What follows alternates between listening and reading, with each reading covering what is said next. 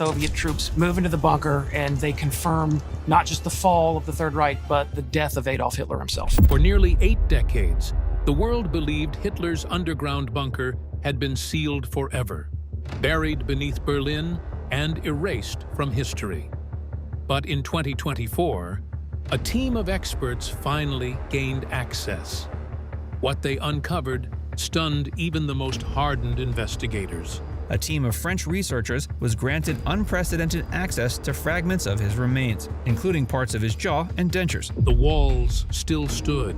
The air was still poisoned. But nothing could prepare them or the world for what waited inside. What was inside will shock you to the core. The researchers confirmed that the teeth were indeed Hitler's, matched precisely against his dental records that had been preserved by his personal dentist. The bunker beneath Berlin, a fortress buried by time. By early 1945, Berlin was collapsing. Soviet tanks were closing in, the Allied forces were bombing from above, and the once mighty Third Reich was on its knees. In the middle of it all, Adolf Hitler had already vanished from public view. Where was he? He was underground. Not metaphorically, he was literally sealed beneath the surface of Berlin, hiding inside a concrete fortress built to outlast the empire he knew was falling apart. The Führerbunker was not simply a shelter. It was a final control center, a heavily fortified command post buried under the Reich Chancellery. Its construction began in 2 phases. The first stage, called the Vorbunker, was built in 1936 to serve as a basic underground refuge. But that wasn't enough. As defeat became likely, Hitler demanded something stronger, deeper, and completely bomb-proof. The second phase began in 1943. This new construction required speed, secrecy, and total obedience. Thousands of tons of concrete were poured by forced laborers, including Soviet POWs and political prisoners pulled from nearby camps. Many were worked to death under brutal conditions. Food was scarce. Beatings were common. Guards reportedly shot workers who slowed down or collapsed. Hitler rarely visited the site during construction, but when he did, his rage was explosive. Engineers recall him screaming over ventilation flaws, shouting that the bunker must be strong enough to defy the apocalypse. When he saw one concrete wall was thinner than specified, he slammed his fist on the blueprints and threatened to execute the lead engineer if the error wasn't fixed. The final design went far beyond standard protection. The Führerbunker was buried 8.2 below ground, with reinforced concrete walls and ceilings over 3.5 meters thick. It could survive direct aerial bombardment. Its 18 rooms were arranged in tight corridors, sealed off by steel doors. It contained electric generators, water pumps, diesel fuel reserves, chemical toilets, and air filtration systems in case of gas attack. Hitler's personal quarters were fitted with an emergency exit, a study, and a private lavatory. The walls were lined with thick plaster to reduce echo. No windows, no natural light, only cold, enclosed survival. Once completed, the bunker became the final nerve center of a collapsing empire. Hitler moved in permanently in January 1945. Inside were Joseph Goebbels, Martin Bormann, Eva Braun, several SS guards, and a shrinking group of secretaries and aides. Hitler issued delusional orders to divisions that no longer existed. He screamed at his generals. He refused to accept reality. Everything was falling apart, but underground, he tried to control it all, like nothing had changed. In April 1945, just days before the Soviets reached Berlin, Hitler dictated his last will and testament. He married Eva Braun in a short midnight ceremony. On April 30, they killed themselves.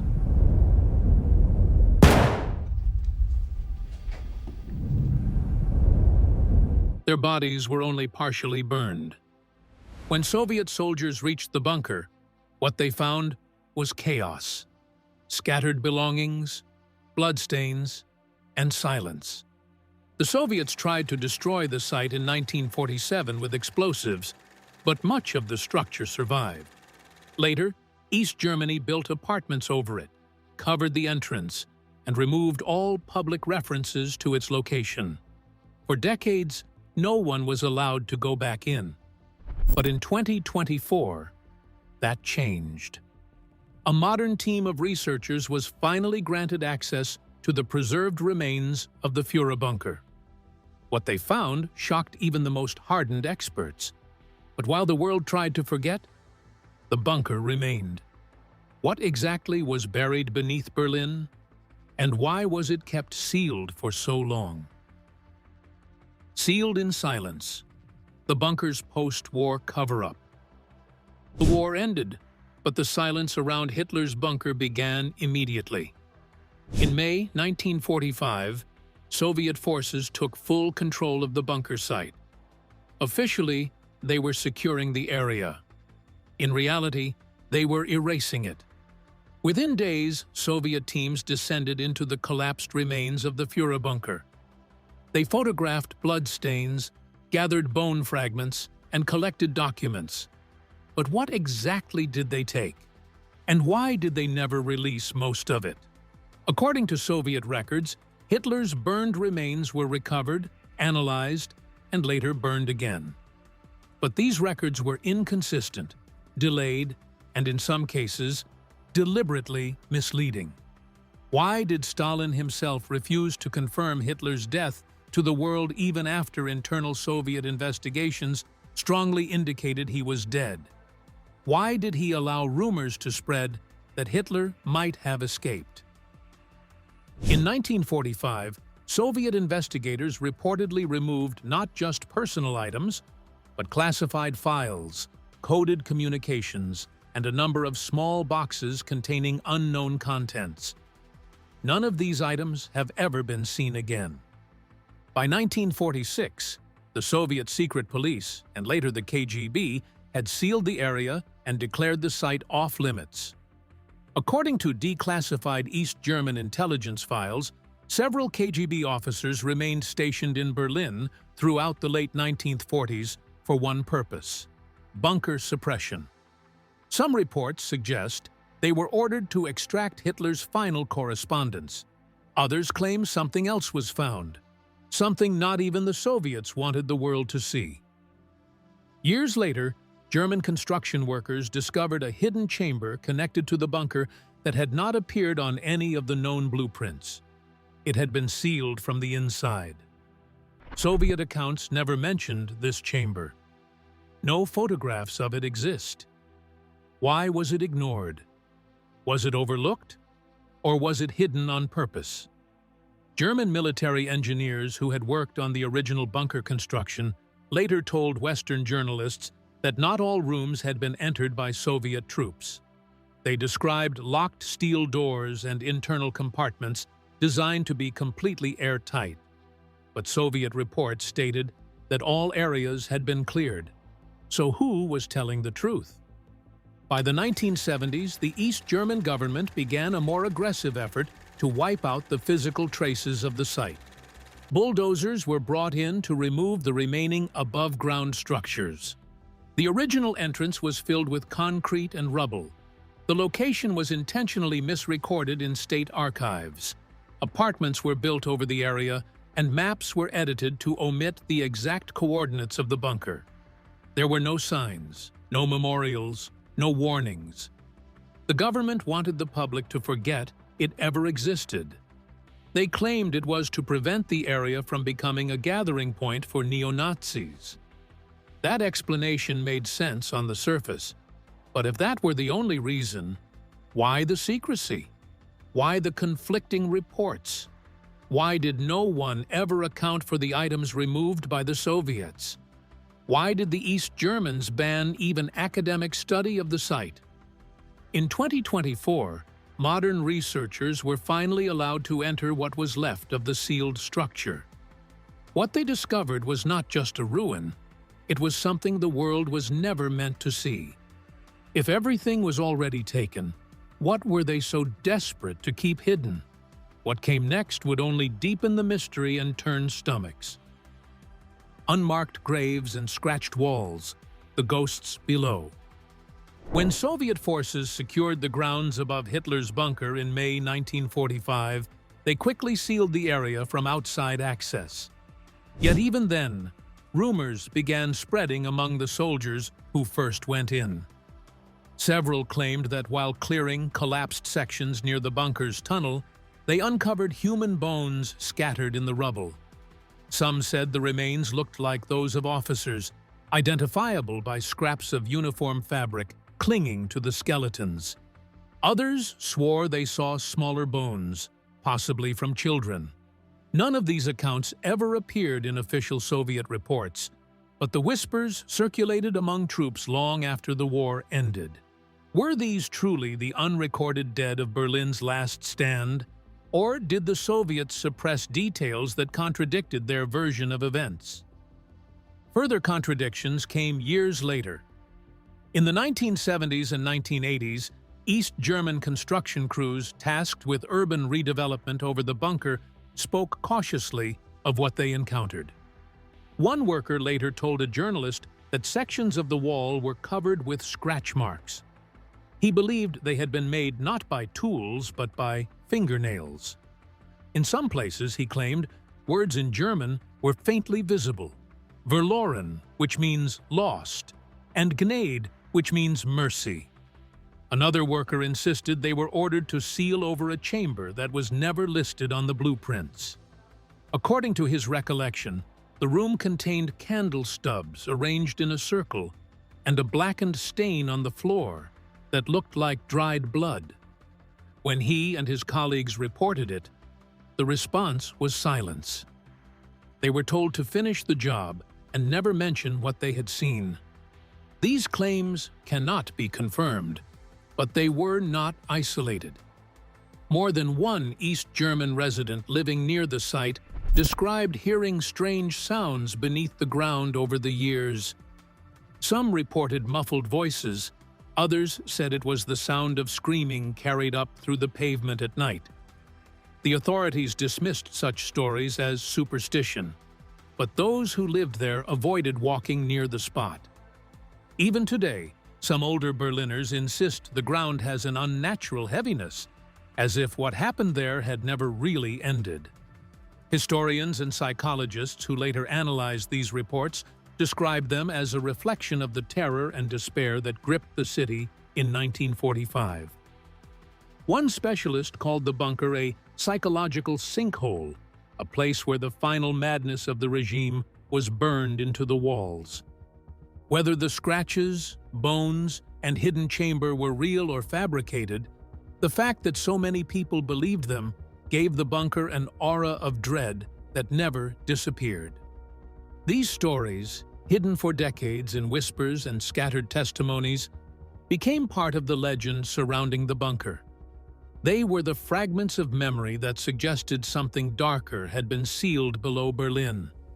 And it was precisely these rumors that decades later helped push modern experts to demand entry and search for answers that official history had long avoided. With the emotional temperature rising and pressure building, modern teams finally made their way into the dark silence. And what they found was worse than imagined. First entry in 79 years, a descent into rotting history. It started with a hole barely wide enough to send a drone. The entry team had located a partially collapsed access shaft under a crumbling sidewalk near the old Reich Chancellery site. After months of negotiation and planning, they finally had permission to go in. But they could not enter immediately. The air inside had not moved in nearly 8 decades. Before a single human stepped through, they sent in a robotic crawler equipped with a 4K camera, thermal sensors, and chemical detectors. Within minutes, the device confirmed what many feared. The space was structurally unstable. The atmosphere was toxic. Still, the team pushed forward. Once the passage was reinforced and ventilated, the first group of experts entered the Führer bunker on foot. Even with protective suits and breathing apparatus, the experience was overwhelming. The stench was immediate. Mold coated nearly every surface. The walls were wet to the touch. Ceiling beams had collapsed in multiple corridors, forcing team members to crawl in some areas. Pools of stagnant water had collected on the floor. The temperature was unnaturally low. It felt like the building had sealed itself in rot. Then they reached the preserved chambers. What they saw there was worse.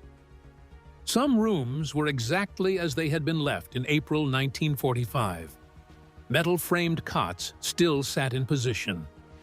A cracked table held rusted utensils and what looked like a fossilized ration tin. On one wall, a map of Berlin hung in pieces, peeled and discolored, but still recognizable. In a corner of Hitler's personal quarters, the team found a simple cot with an old wool blanket. The fabric was darkened with what appeared to be a dried blood stain near the headrest. The sheet was untouched. The air quality was so hazardous that the team had to rotate in and out every 15 minutes. Spore readings were 10 times above safe levels. Chemical residue in some areas suggested lingering traces of explosive material or poison. The floors were unstable in several rooms, and in others, the walls had begun to collapse inward. But none of this stopped the documentation. Every room was photographed, every object catalogued, every inch of the structure scanned and recorded. The emotional effect was immediate. One historian vomited upon seeing the cot. Another stood frozen in place for nearly 10 minutes. A structural engineer broke down after crawling through a narrow corridor and emerging into the communications room, calling it a descent into death. Others described the silence as unbearable, as if the building was still listening. Was this what evil leaves behind? A space frozen in its own failure, too stubborn to decay completely? Yet these horrors were only surface level. What was buried deeper inside the Führer bunker would shake even the most hardened historian to their core. Inside the bunker, what was found will shock you. When the team reached the deepest rooms of the Führer bunker, they found a disturbing stillness that felt calculated. These were not just the final physical spaces of the Nazi regime.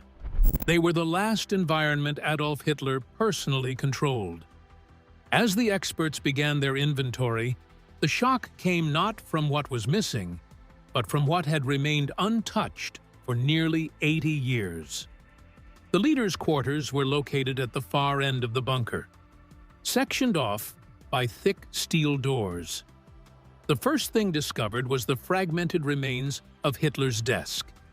Its surface had been shattered, possibly by collapse or blast shock, but parts of it were still recognizable, including a cracked drawer containing burned paper scraps. Scattered across the floor were torn maps. One showed Berlin with hand-drawn notations in red pencil. Another map depicted a post-war Europe, marked with lines dividing territory between the United States, Britain, and the Soviet Union. This suggested that Hitler had already accepted defeat and was obsessively tracking what would come next. Hanging crooked on the wall was a shattered portrait of Frederick the Great, one of Hitler's personal heroes. It lay tilted, its glass broken inward as if struck during a violent moment. The most disturbing object in this room was the decayed frame of a couch. Mold covered most of it, and the center cushion sagged in. Near the upper edge, investigators found a dark stain that initial testing confirmed was blood. Experts believe this was the location where Hitler and Eva Braun took their lives on April 30th, 1945. Nothing about it looked ceremonial. It looked sudden, chaotic, and final. The communications room, located several meters away, had collapsed in part, but much of its contents were still accessible. Tangled wiring hung from the ceiling. Burned-out radio components sat in piles along one wall. Near the far side of the room was a metal cabinet, sealed shut. After forced entry, it revealed stacks of Morse code transmission logs. Most were dated April 28th to 30, and many were marked classified. The final transmission, according to translators, was chilling in its clarity. It read, "No departure. End procedure confirmed." This was seen by several analysts as a final admission. Hitler never intended to flee. He had planned to die in place. The personal items recovered added a layer of emotional horror. On a nearby table, experts found several dented ration tins marked April 28th. A pair of partially smoked cigarettes rested in an ashtray fused to the surface by humidity and time. Beside them was a pair of wire-rimmed glasses that matched Goebbels's prescription records. In a corner of what was believed to be the staff quarters, investigators found a child's stuffed rabbit. It was faded, missing an ear, and stained with what looked like dried blood. Experts could not confirm the owner, but many believe it may have belonged to one of the Goebbels children, who were killed by their parents inside the bunker. But uncovering physical remains was not enough. To understand what they truly meant, experts had to decode the psychology and symbolism behind every artifact. Expert analysis: what the artifacts reveal about Hitler's mindset. Once the physical contents of the bunker were retrieved and catalogued, the question quickly turned from what was found to why it mattered. The objects left behind were not just remnants of a collapsed regime. They were the final pieces of a psychological puzzle. Forensic specialists, military historians, and trauma psychologists worked together to reconstruct the mindset of the men who lived and died inside those walls. What they uncovered painted a disturbing picture of obsession, delusion, and a planned descent into death. One of the most important confirmations came from the bloodstains found on the couch in Hitler's quarters. Multiple samples were tested, and the results were conclusive. The blood contained high levels of cyanide as well as traces of barbiturates. This matched long-standing reports that Hitler took a cyanide capsule before shooting himself. These findings also supported eyewitness accounts that Eva Braun died by poison alone. Chemical residue on nearby surfaces confirmed the presence of fast-acting nerve agents, likely brought in by Hitler's medical staff. For investigators, these samples were not just biological evidence. They were proof that suicide had always been part of the plan. Psychologists analyzing the bunker's layout and contents pointed to extreme levels of micromanagement. Every room had identical ration inventories, perfectly organized. Furniture was placed at specific angles. Documents were filed meticulously, even during the final days. One expert described it as order in the middle of collapse, suggesting that Hitler clung to control over minor details as the larger world unraveled around him. This obsessive behavior was consistent with Hitler's known personality, but it was magnified in the face of defeat. More chilling were the red markings found on the wall maps. Several showed Soviet troop movements closing in on Berlin, with red arrows pointing at counterattack plans that no longer made tactical sense. In the margins of one map, analysts found handwriting confirmed to be Hitler's. It read, "Sie werden nicht überleben. They will not survive." These words were written near the symbol for Berlin's city center. Was this a reference to the Allies? Or was it a message for his own people? Either way, it revealed a leader still fighting battles that had already been lost. The psychological analysis grew darker when experts reviewed notes and markings from the final week. Several showed increasing signs of religious fixation. In what appeared to be Hitler's handwriting, phrases were found that compared Germany's collapse to divine punishment. There were also references to final purification, language that echoed his earlier ideological speeches, but now read like fatalist scripture. One analyst described it as messianic delusion, suggesting Hitler saw himself as a martyr who had to fall with his nation. Perhaps the most disturbing documents came from pages believed to be written by Joseph Goebbels. These handwritten notes describe the decision to kill his 6 children, not as an act of fear, but as a twisted form of mercy. In one line, he wrote, "They will never live under Jewish vengeance." The handwriting was confirmed, the meaning chillingly clear. These insights should have put all speculation to rest, but instead, they reopened one of the myths and conspiracies. Conspiracies, doppelgangers, and Soviet deceit. The evidence gathered from the bunker should have closed the book on Adolf Hitler's final moments. The maps, the transmission logs, and the remains all pointed to one conclusion: Hitler died in that bunker. But the story did not end there. In fact, it was just beginning. The moment the Soviets took control of the site in 1945, they planted the seeds of confusion. Instead of confirming Hitler's death to the Allies and the world, Stalin personally suggested that Hitler may have escaped. That claim was not made in secret. He told it directly to U.S. President Harry Truman and British Prime Minister Winston Churchill.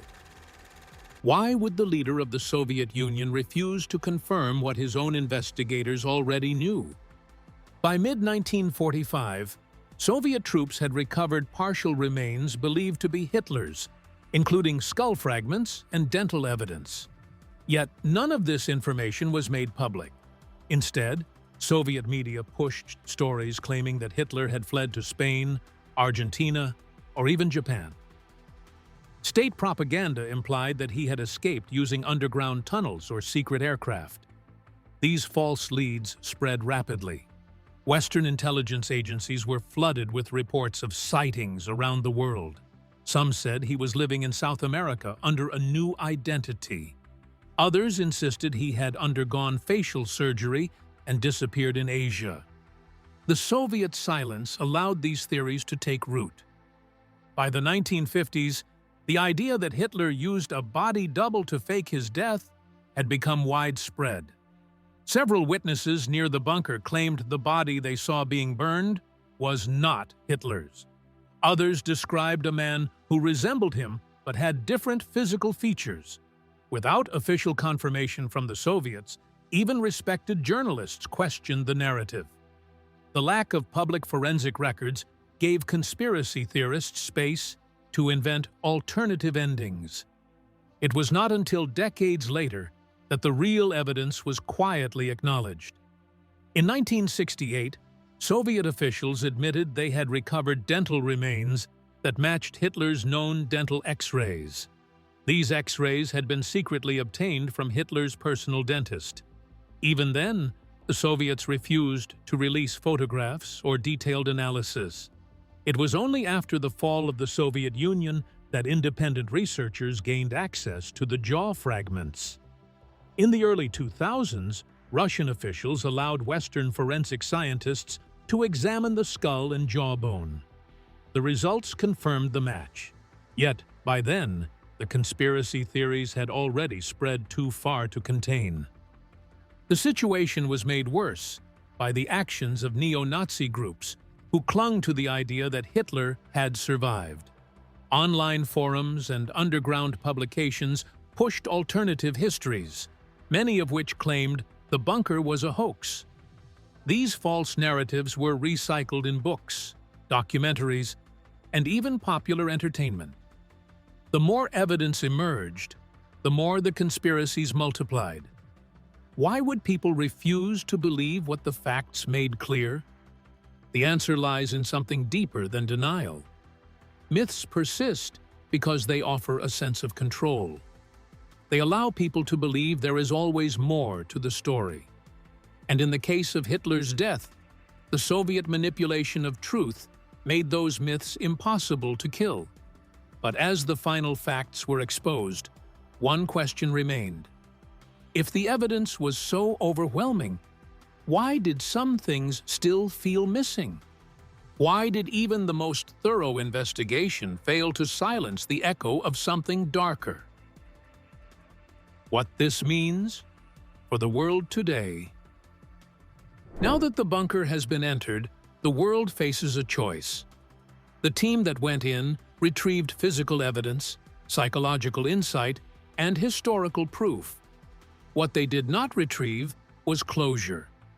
There is still no official plan to turn the site into a public memorial. Germany's government has not released a full report. Some leaders argue that exposure could inspire the very extremism it seeks to prevent. Others warn that continued silence only strengthens conspiracy movements already distorting the past. The unearthed rooms, stained documents, and preserved personal objects have become more than historical evidence. They are now political flashpoints. Historians who were part of the excavation say the bunker should not remain in limbo. They argue that leaving it untouched again would only allow denial to evolve. They recommend a controlled and secure exhibit, one focused entirely on education, not spectacle. A place that shows what was real and what was destroyed to keep it hidden. The materials pulled from the bunker may be fragile, but the message they carry is not. What was uncovered cannot be ignored. The artifacts, the documents, and the evidence speak louder than any rumor ever could. The question now is whether the world will confront the full weight of what was found or continue looking away. History does not disappear just because it makes people uncomfortable. If the truth remains locked in academic reports and behind closed doors, its lessons will fade. And when that happens, the same mistakes have a way of finding their way back. What do you think about Hitler's death? Feel free to share your thoughts with us in the comments section. Want more videos like this? Then subscribe to the channel for more eye-opening stories. Thank you so much for staying with us till the end. See you in the next video.